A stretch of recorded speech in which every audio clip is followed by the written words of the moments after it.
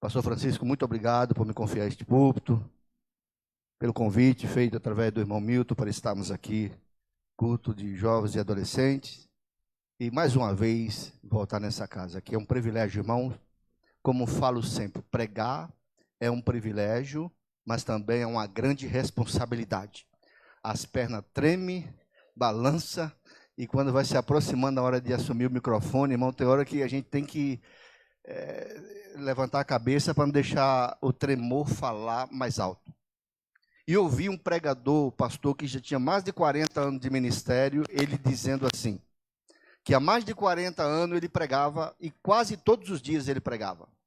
E ainda a mão suava, as pernas tremiam, e ele disse, ai de mim, se isso não acontecer. Porque se isso está acontecendo, é sinal que eu ainda presto para o ministério. Porque do dia que eu achar que isso é normal, eu não presto mais. Do dia que a gente achar que altar é lugar de brincadeira, a gente está desclassificado para isso. A gente não entendeu o peso da responsabilidade. Porque se alguém se afastar dos caminhos do Senhor, por culpa de nós, por nossa culpa, depois Jesus vai cobrar de nós. Mas quem tem ainda esse temor, sabe o quanto é um privilégio e ao mesmo tempo uma responsabilidade. Tendo dito isso, abra sua Bíblia no Evangelho de Jesus, escrito por João, capítulo de número 20. Vamos ler o versículo de número 30 e também o versículo 31. Louva a Deus por ver o Daci aqui. Nobre companheiro, vai descansar um pouquinho só da superintendência, né? Da aula, não. Quando eu estive aqui, eu disse ao Daci que um dos motivos pelo qual Deus me trouxe para aqui foi para aprender com ele. E aprendi um pouquinho. Acho que preciso voltar para ser aluno do Daci e aprender um pouco mais. O homem é bom na palavra, o homem é profundo, o pão é farto e quente. Todos já encontraram, irmãos? João, capítulo 20, versículo 30 e versículo 31, diz assim. Jesus, pois, operou também, em presença dos seus discípulos, muitos outros sinais que não estão escritos neste livro. Estes, porém, foram escritos para que creais que Jesus é o Cristo, o Filho de Deus, e para que, crendo, tenhais vida em seu nome. Só até aqui. Se você ler o capítulo 21, que é o último capítulo do livro de João, e o último versículo, vai dizer que Jesus, porém, fez muitas outras coisas que não foram escritas. E o escritor diz, cuido eu que se tudo quanto Jesus tivesse feito for escrito, não haveria espaço no mundo para colocar tanto livro. Para mostrar que esses sinais que estão na Bíblia é só um resumo dos milagres que Jesus operou. Ele operou muitos outros sinais, muitos milagres que não foram registrados. E esses que foram registrados na Bíblia Sagrada, foram registrados com esta finalidade, para nós crermos em Jesus, saber que Jesus é o Messias prometido, e crendo, venhamos ter vida em seu nome. É notório, irmãos, que os últimos dias da igreja na terra, pensa num período difícil da gente até entender a caminhada da igreja. Pense num momento difícil da gente entender qual é o norte, qual é o propósito, qual é a finalidade da igreja. Ficou um pouco, irmão, difícil, confuso. A gente que é crente há alguns tempos, eu já vim do Pernambuco para São Paulo crente, e lá nós tínhamos uma linha. É bem verdade que uso e costume muda de lugar para lugar, mas a palavra de Deus não muda. Costume é local, é regional, mas a palavra de Deus ela é universal. A palavra de Deus não muda. O caminho para o céu não muda. O meio de chegar até Deus não muda. O tempo passa, os séculos passam, muda muitas coisas na cultura, mas o caminho para o céu continua do mesmo jeito. E, irmão, nesses últimos dias, estudo comprova que 80% dos crentes não lê Bíblia. Só 20% dos crentes que lê Bíblia. E essa minoria que lê Bíblia ainda não aprendeu a ler um texto à luz do seu contexto. Pode ver que muitos lê Salmo 23, Salmo 46, Salmo 91, e ele só lê e cita, mas entender o propósito do texto ainda não. Não tiveram, irmão, essa curiosidade de ler, livro por livro, de entender a história, o que é que Deus está falando, qual é o objetivo disso. Não entenderam. E aí a fé fica um pouco comprometida. Pode ver na Bíblia que Paulo diz que tem uns que têm a fé enferma. Ele diz que tem que guardar dia, pode comer isso, não pode comer aquilo, crente faz isso, crente não faz aquilo, mas é só fruto da cabeça dele. Já os fortes na fé comem tudo e sabe que todo dia é santo, porque Deus foi quem criou todos os dias. Não tem diferença, irmão. Todo dia é dia de buscar a Deus, todos os dias é dia de obedecer a Deus, todos os dias é dia de louvar a Deus, agradecer. Não é somente no culto, na igreja, no domingo, não. É todos os dias dizendo que Ele é bom, que Ele é poderoso, que Ele é misericordioso, que Ele é fiel. É bem verdade que tem dia que a gente precisa colocar a nossa fé mais em ação. Tem dia que são mais fáceis do que o outro. E tem dia que chega notícia difícil para nossas vidas. Mas entendendo aqui, irmão, qual é a finalidade dos milagres, dos ensinamentos feitos por Jesus, você vai entender o propósito qual é. Para que nós creiamos que Ele é o Messias prometido por Deus. E crendo nele, nós vamos ter vida em seu nome. Porque esta é a finalidade principal de Jesus, dar vida. Jesus quer uma igreja que tenha vida, que tenha fervor, que tenha esperança, que tenha ousadia, que saiba por que está cantando, saiba por que está pregando, sabe por que veio para a casa de Deus. Uma igreja viva, irmão, uma igreja acesa, cheio da presença do Todo-Poderoso. Precisamos voltar a ser essa igreja, cheio da presença de Deus, cheio da presença de Jesus. Jesus já nasceu, meus irmãos, à sombra da cruz. Jesus veio ao mundo com a finalidade de morrer. Jesus não veio para o mundo para constituir uma família, igual nós temos essa oportunidade. Jesus não veio no mundo para abrir uma empresa, ser empresário, não. Jesus nasceu à sombra da cruz. Veja que os discípulos sabiam tanto que Jesus era rei, foram buscar Jesus para fazer com que ele sentasse no trono e tornasse rei. Jesus se escondeu, porque ele mesmo diz: meu reino não é deste mundo. Eu não sou um rei igual Davi, igual Salomão, igual Saul. Eu sou um rei universal. O meu reino não tem o período de 20, 10, 15, 40 anos, 50 anos. Ele é rei eterno para todos sempre. E diz a Bíblia Sagrada que o seu reino não tem fim. O nosso rei é invencível, infalível. Eu era novinho na fé, irmão. E aprendi isso. Deus nunca entrou numa peleja nem para perder e nem para empatar. Se Deus entrasse numa peleja, empatasse e perdesse, haveria alguém que era maior do que Deus, mais forte do que Deus. Se Deus entrasse numa luta e empatasse, tinha gente tão forte como Deus, mas Ele nunca perdeu e nem empata. O lema de Deus é vencer ou vencer. E é por isso que nós somos mais do que vencedores por Jesus Cristo Nazareno. Aprenda a tirar um dia na semana, irmão, para ler Bíblia. Para que você tenha uma fé acesa. Para que você tenha intimidade com Deus que você serve. Porque o momento mal chega, a noite mal chega, as notícias ruins chegam, os momentos difíceis chegam, acidente acontece, desemprego vem, partida de ente querido vem, mas nós temos que ficar em pé na presença do Todo-Poderoso.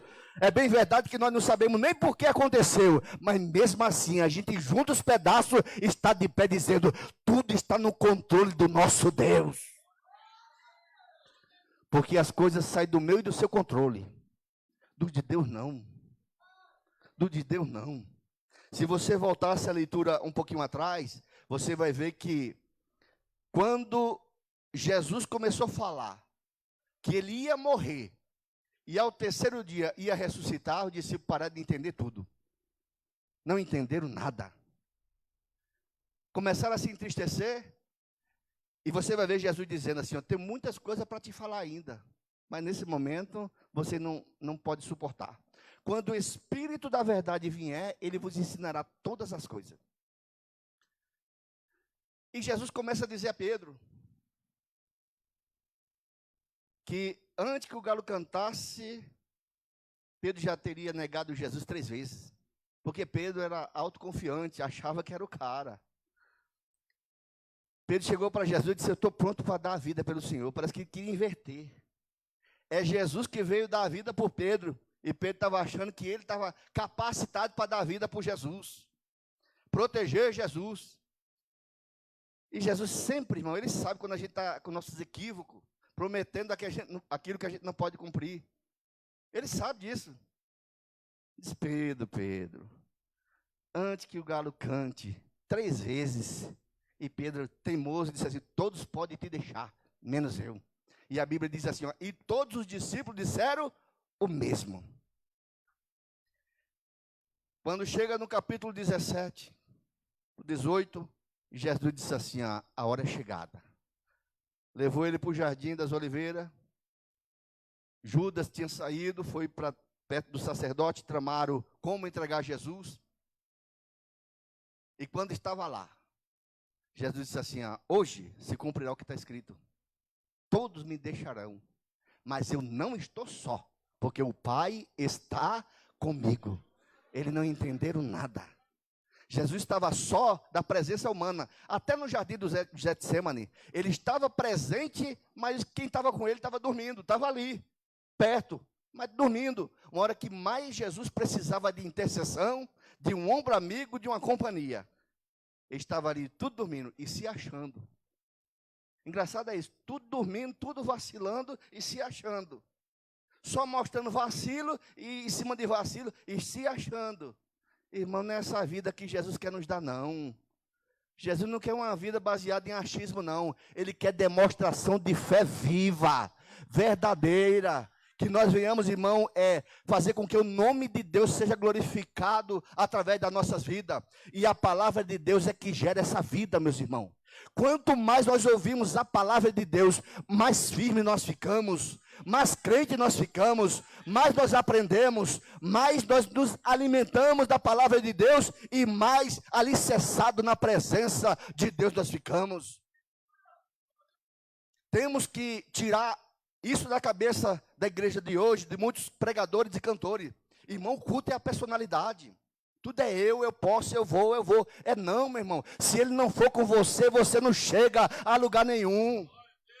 Se Jesus não te guardar, tu tá acabado, irmão. Tanto que Salomão, Salmo 127, está escrito: se o Senhor não guardar a cidade, em vão vigia a sentinela. Se o Senhor não edificar a casa, em vão trabalha os construtores. Fui pregar em outro ministério alguns domingos atrás, e lá frisei a construção da arca de Noé. Noé construiu a arca, na visão de Noé estava 100%. Estava 100%. Agora é só chover e a água levantar a arca e está boazinha, né? Mas Deus sabe, irmão, onde tem as brechinhas. Deus sabe. Deus sabe onde tem aqueles pontozinhos que ele precisa botar a mão. Porque se ele não colocar a mão, afunda bonitinho. A Bíblia diz que depois que Noé construiu toda a arca, fez toda a arca, a Bíblia diz que Deus a abetomou por fora. Se Deus não tivesse abetomado por fora, a chuva vinha e a arca naufragava. Deus sabe os pontos na nossa vida que precisa de um toque. E só uma igreja que sabe que não é super-homem é que diz: Senhor, trabalha, tira aquilo que precisa ser tirado, corrija aquilo que precisa ser corrigido, porque eu quero permanecer na tua presença.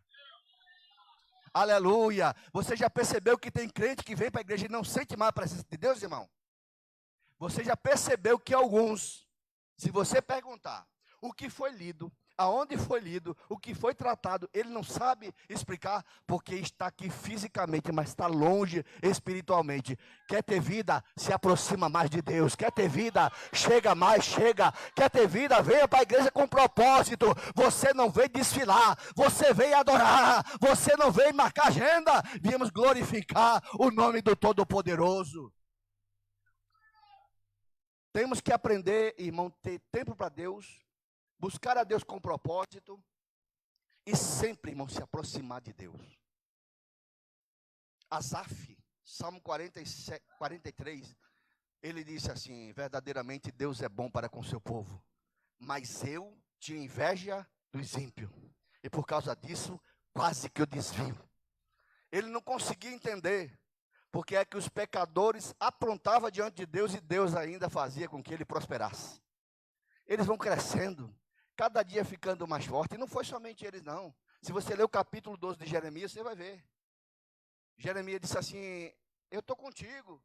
Quando eu entro contigo no pleito, eu falo contigo antes. Todavia, os pecadores prosperam cada dia mais.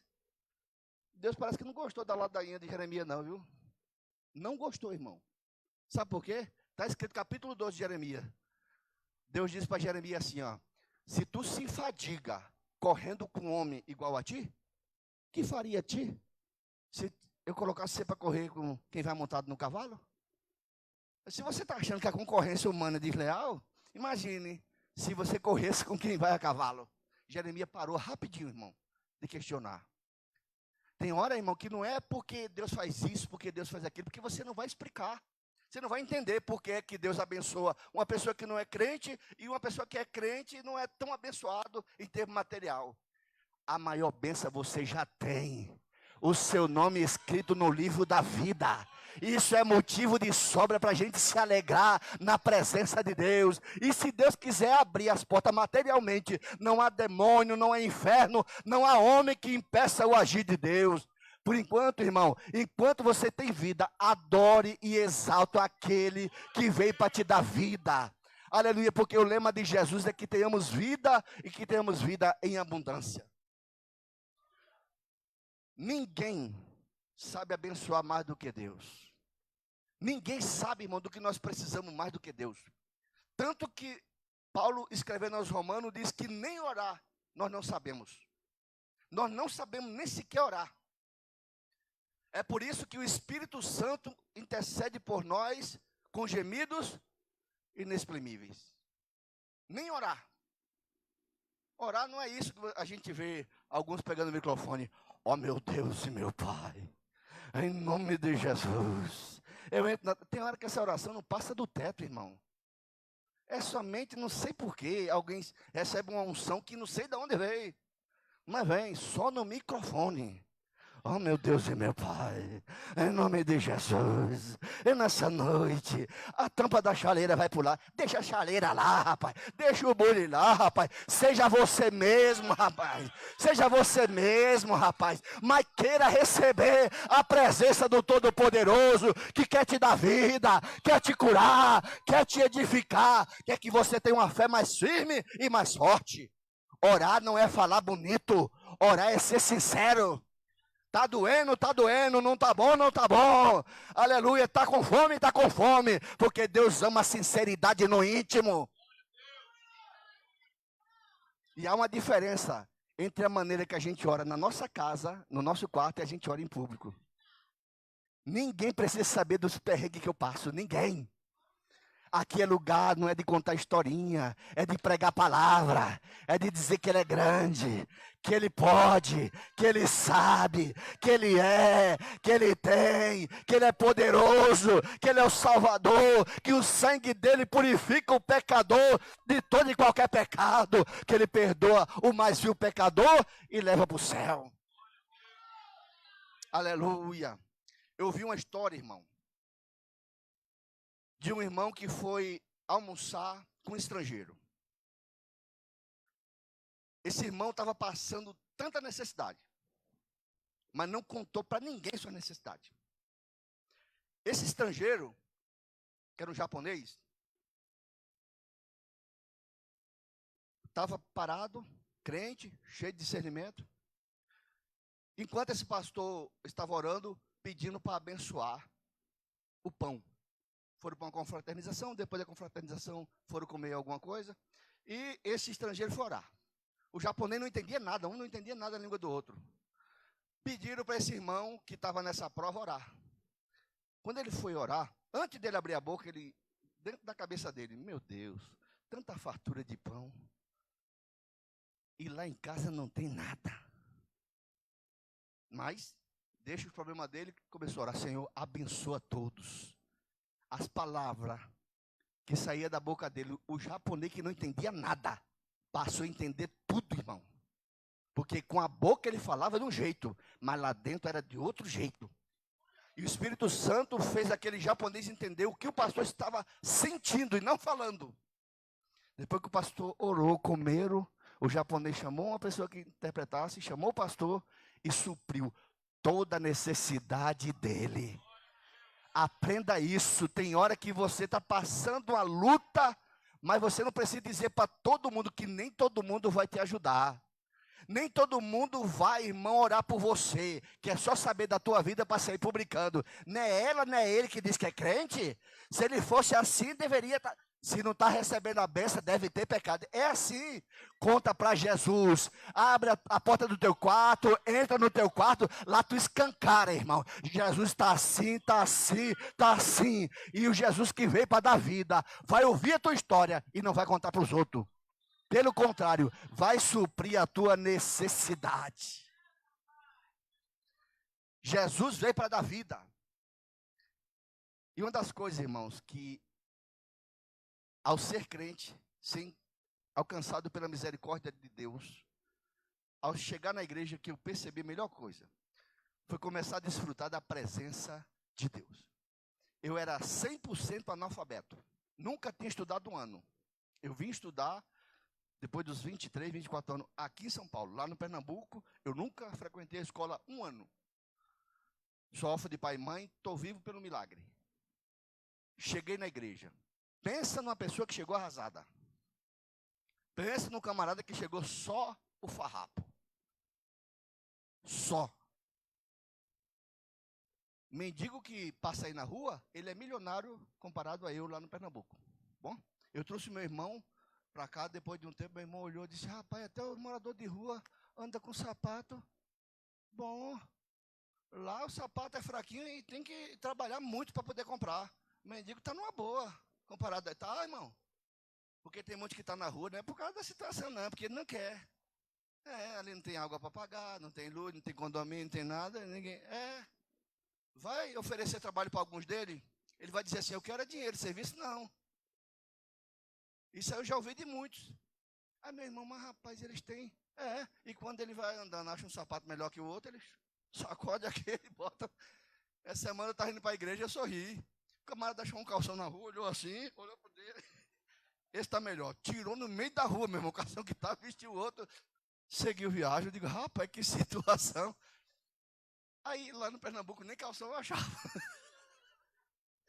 Lá é corte de cana mesmo, meu irmão. Para poder comprar um calção na feira da Sulanca, lá no Pernambuco.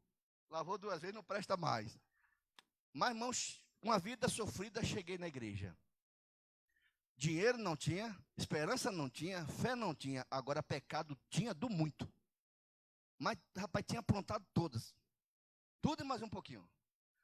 Fiquei vivo e estou vivo pela misericórdia de Deus. Que é bom. Antes de ser ceifado, que estava numa situação, aonde eu chegava, irmão, arrumava uma confusão. E eu não conseguia entender. Aonde chegava, era uma confusão. Me mudei de casa e levei um galo de raça. Lá em Pernambuco tem muito disso. Meu galo deu uma surra no galo do vizinho. Rapaz, já acordei com meu irmão batendo. Olha aí o que tu causasse. Que foi? O vizinho tá bravo. Passando um óleo no revólver e disse assim, acho que vai ter que trabalhar. E eu sem entender nada. Que foi? O seu galo quase matou o meu. Eu digo, não, eu pago o galo. Ele disse, não, eu quero pagar o galo, não. Irmão, ele, ignorância que só ele. E pior que estava falando com alguém que era mais ignorante ainda. Ele foi, eu tentei conversar com ele, que a gente resolvia, eu pagava o galo.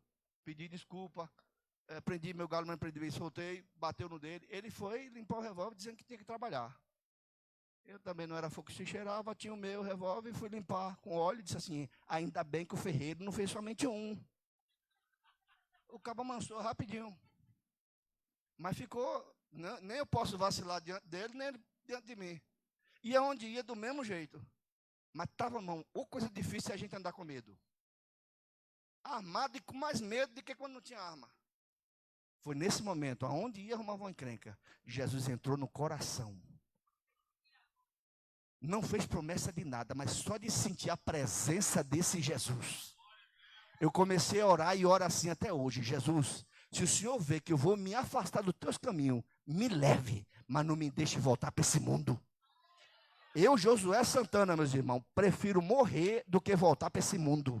Porque já estive lá e sei quanto é enganoso. E essa presença que Jesus quer nos dar, eu não quero perder por nada. Essa vida que Jesus quer nos dar e tem para nos dar e vai nos dar. Você e eu não podemos perder por nada a presença de Deus na sua vida. A luta está grande, mas Deus está com você dizendo não temas. As portas estão fechadas, mas o Espírito está botando fé no seu coração dizendo calma, no tempo certo vai se abrir. E a presença de Deus, irmãos, quando ela é sobre a nossa vida, o fraco fica forte, o covarde fica corajoso, e aquele que está sem esperança, irmão, começa a ver o mundo pela ótica de Deus, porque Deus enviou Jesus com essa finalidade, da vida. Nada de andar com a cabeça baixa, nada de estar chorumigando, irmão, só contando derrota, só contando fracasso. Todo mundo tem, irmão, fracasso. Todo mundo passa por um momento difícil. Fui pregar na casa de uma irmã bem vestida. Aparentemente estava tudo bem e me deram a oportunidade para falar um trecho da palavra. Quando eu fui falar e comecei a dizer, tem hora que a gente vê alguns irmãos bem vestidos na igreja, chegar com um carro na igreja, a gente pensa que está bem, né? Como se tudo se resumisse em dinheiro. Está bem vestida, bem penteada, está tudo bem. A mulher começou a chorar. Um simples testemunho. A mulher disse, você contou minha vida todinho. Eu estou assim. Por fora está totalmente bonita, mas por dentro está totalmente arrasado. Tem gente assim, mas Jesus veio para dar vida, e não é uma vida por fora não. É uma vida por dentro, cheia de alegria, cheia de esperança, cheia de fé, cheia de convicção. O mundo está desabando sobre você, mas você acredita que Deus vai botar um ponto final nessa história e o nome dele será glorificado. Salmo de número 57. Davi estava correndo da presença de Saul. Saul queria matar Davi só por inveja. Davi se escondeu em uma caverna chamada Caverna de Adulão. Lá nessa caverna de Adulão, Davi começou a orar. Tem misericórdia de mim, Senhor. Tem misericórdia de mim. A sombra das tuas asas é meu abrigo, até que passem as calamidades. Davi sabia que aquela calamidade ia passar. Só pediu para Deus ter misericórdia dele. Mas essa certeza de que a calamidade ia passar, Davi tinha.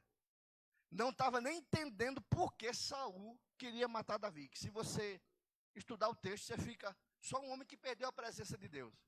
Que passou a perseguir alguém que não tinha nada comparado a ele. Saul tinha ouro, tinha prata, tinha soldado, tinha trono, tinha coroa, só tinha perdido a presença. Davi não tinha coroa, não tinha trono, não tinha roupa, não tinha prata, não tinha nada, mas era cheio da presença. Quem é cheio da presença faz diferença onde chega. Até quem tem carrão, mansão, cobertura, tem tudo isso, mas não tem a presença de Deus. Aonde você chega, cheio da presença de Deus, você faz diferença. Porque sempre o Espírito Santo faz a diferença na vida daquele que ele habita. E é para isso que Jesus veio, para dar vida, irmão. O Espírito Santo é chamado de o Espírito de vida.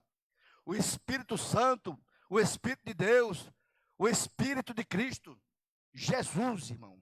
Ele mesmo diz, eu sou a ressurreição e a vida. Quem crê em mim, ainda que esteja morto, viverá. Quando chega em João capítulo 9, Jesus disse assim, ó, eu vim para que tenham vida e a tenha em abundância. Ele, irmão, para dar vida à humanidade, perdeu a sua. Ele derramou até a última gota do seu sangue. Simplesmente para que o mundo tivesse vida através dele. Qualquer sangue que alguém borrifar em alguém, vai sujar, vai manchar. Agora,1 João 1:7 está escrito assim, ó. Se nós andarmos na luz, como ele na luz está, temos comunhão uns com os outros, e o sangue de Jesus Cristo, seu Filho, nos purifica de todo o pecado. Só o sangue de Jesus tem esse poder purificador. Só o sangue de Jesus lava o mais vil pecador. Só o sangue de Jesus, irmão, purifica o homem de todo e qualquer pecado. E só a presença de Jesus é que dá vida. Salmo de número 16, o versículo de número 8, o salmista diz assim: tenho posto o Senhor continuamente diante de mim. Por isso que ele está à minha mão direita, nunca vacilarei. Por que é que Davi era tão vencedor? Porque ele colocava Deus continuamente diante dele. Vai na minha frente, Senhor, me guarda, Senhor, me protege, Senhor, vai comigo, ó Deus. E não era só no momento de luta, não. Não é no momento que a gente toma um susto, não. Não é no momento que a gente precisa do milagre, não. É continuamente. Sempre colocando Deus na nossa frente. E quando chega no último versículo, que é o versículo 11, a Bíblia vai dizer que na presença de Deus há fartura de alegria. Salmo 16, 11. Na presença de Deus há abundância de alegria. Só a presença de Jesus para fazer isso. É por isso que alguém nem entende o motivo pelo qual os crentes se reúnem. Quem foi católico, na igreja católica, o que não falta é imagem de escultura. O que não falta é roupa tradicionais que vai dirigir o trabalho veste. Aqui você não vai ver nada disso. Não existe uma roupa específica. A gente se veste bem, mas não tem uma vestimenta específica para isso. E nem tem imagem banhada a ouro, banhada a prata. Não é isso que vai nos atrair. Agora tem uma coisa aqui que lá não tem. E tem alguma coisa lá que tem lá que aqui não tem. Lá tem imagem, mas não tem presença. Aqui não tem imagem, mas tem presença. Tem presença. Não estou criticando religião, não. Eu estou dizendo uma grande verdade. Aqui tem a presença do Pai, do Filho e do Santo Espírito. E essa presença veio para nos dar vida e vida com abundância. Nós vamos sair daqui, irmão, com a cabeça erguida, dizendo: Deus está comigo. A minha segunda-feira vai ser segunda de bênção, porque o gerador da vida, a fonte da vida, está com a minha vida. Eu vou andar de cabeça erguida, pisando no chão, acreditando que não estou só. Precisamos, irmão, ter uma fé mais fortalecida em Deus. Nunca vi um período onde tantas pessoas evangélicas tiram a própria vida, rapaz. É de você ficar besta, irmão. É de você ficar... Você olha alguns irmãos lá de trás, que era firme com você, fulano se separou, já está no segundo casamento, já está no terceiro casamento, está no quarto, eu digo, sangue de Cristo tem poder. Não dá para entender, irmão. Qualquer brigazinha de casal é motivo de separação. Parece que as pessoas estão acreditando mais no segundo casamento do que na restituição do próprio casamento. O Deus que eu prego, ele ainda restitui. Só precisa a gente ter paciência, irmão, e lutar pela família que Deus nos deu. Nunca vi um período onde você vê tanta gente dizendo que é desegrejada. E não se iluda não, meus irmãos. Olha, do dia que eu perder a coragem de pregar, eu não presto mais para nada. A maioria que diz que está sem ministério, isso é conversa furada. Ele está sem Deus na vida, rapaz, isso é conversa. Chegar e dizer assim, estou sem ministério, vai para outra igreja no outro domingo, estou sem ministério. Vai parar com essa música quando? É só aceitar Jesus como Salvador, você arruma uma igreja para congregar na mesma hora. Porque quem quer andar com Deus não perde essa presença, não perde um culto de adoração, não perde, irmão, uma ministração da palavra. Sei o que estou falando. Existem 3 tipos de desigrejado. Pode analisar. Primeiro grupo de desigrejado, pessoas que se frustraram dentro da igreja. Se feriram dentro da igreja, foram usadas ou abusadas. Principalmente pelas igrejas não pentecostais. Alugaram algum tempo no nome dele, fizeram uma dívida, depois se vira. Deixaram ele com a dívida, isso aí é fato. Teve gente que foi usado na igreja. Então esse grupo aí, primeiro grupo, esse aí precisa do meio do seu coração, da nossa atenção, porque na cabeça dele, todos os pastores é pilantra, todos os irmãos é falso, é tudo capa, ele prefere assistir o culto pela internet da casa dele, porque ele tem medo de se ferir. O segundo é uns irmãos que têm problema com hierarquia, autoridade, somente com pastor. Na cabeça dele não existe pastor. Precisa de ler Bíblia. Porque Efésios 4:11, a Bíblia diz que Deus deu dons aos homens, a uns colocou como pastores, mestre, evangelista, profetas. Tem 5 ministérios lá. Efésios 4:11. Então Deus levanta pastor, Deus levanta cantor, Deus levanta pregador. E Deus vai sempre usar alguém para cuidar do seu rebanho. Então ele nem quer obedecer à autoridade eclesiástica e nem concorda com o templo. Diz que a igreja primitiva não tinha. É verdade, a igreja primitiva não tinha templo, mas tinha pastor, tinha líder. Agora não tinha por motivo circunstancial, não tinha dinheiro. E o Império Romano ficava perseguindo eles. Andava por catacumbas. Quando a perseguição acabou, os irmãos começaram a ter templo, ter lugar para se reunir. E isso nunca foi pecado. É o próprio Deus que abre as portas para construir, irmão. E veja que essa pessoa que está dizendo que é contra templo, se não tivesse templo, ele ia dizer assim, ó, o que é que o pastor está fazendo com o dinheiro da igreja?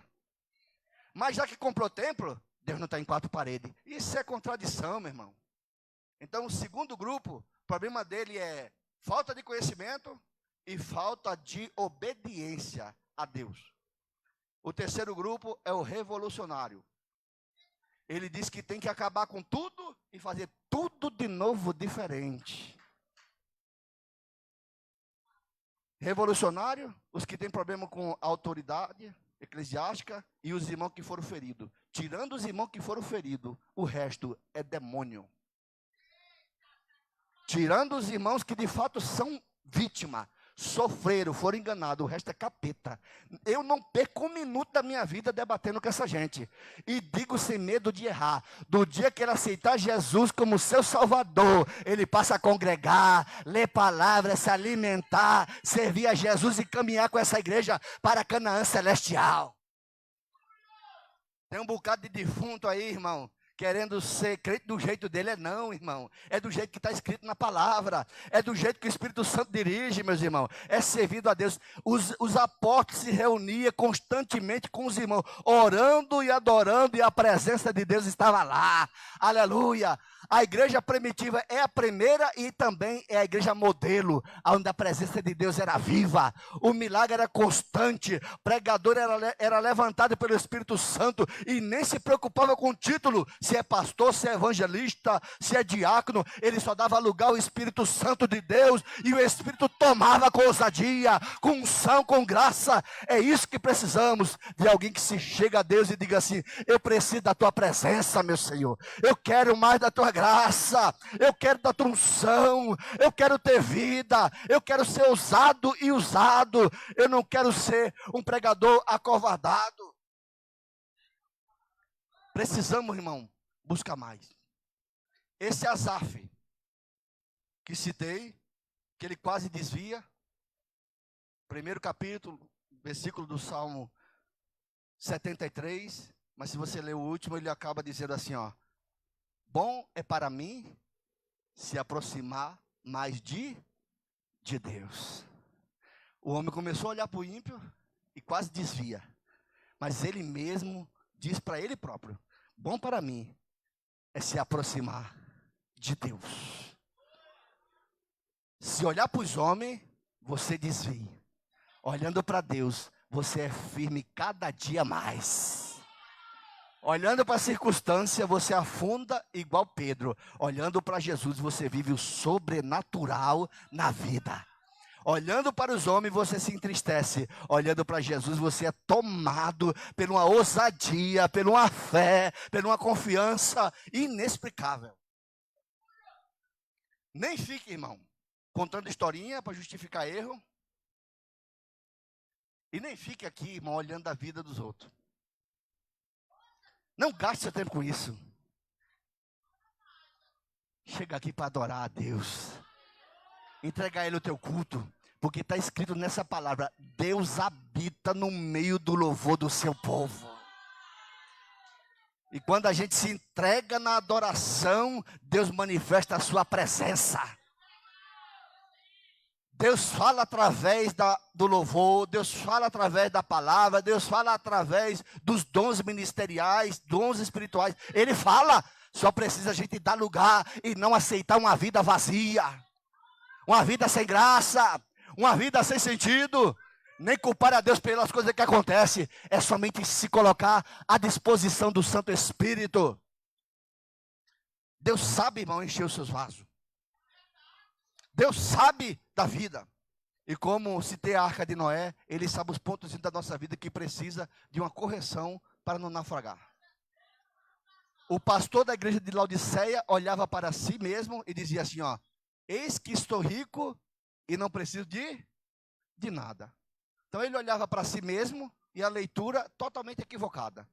Eis que tenho tudo e não preciso de nada. Jesus resolveu olhar para ele. Você está achando que está por cima? Tá? Aí Jesus olhou e disse assim, ó: tu és um pobre, tu és um cego, tu és um miserável e tu és um imundo. Para encerrar, vou te dar um conselho. Te aconselho que de mim compre ouro assado no fogo e colírio para que unja os seus olhos. Você olha com seus olhos, está tudo bem. Ele olha, não está tudo bem. Também você pode olhar e não ver nada que presta. Ele olha e diz assim: se não prestasse, não estava na minha presença. Se está, é porque tem algo de valor aí. Não se olhe segundo a sua ótica. Olhe para você segundo a minha ótica. Não acredite nos seus pontos de vista. Bote a sua fé na minha palavra. Ele se responsabiliza por essa palavra. Essa palavra edifica, consola, renova, fortalece, faz a sua fé ir lá em cima, e você andar igual um gigante na terra. Vamos colocar de pé, irmãos? Jesus veio para dar vida. Além dele dar vida aqui, melhor é a vida que vai se iniciar lá no céu. Vou encerrar, irmão, vou encerrar. Só contando aqui um texto. Já fui realizar e também participar de alguns velórios. Prestar atenção quando a pessoa dorme, falece, em comunhão com Jesus, como é que ele fica no caixão? Já tiveram essa curiosidade de olhar?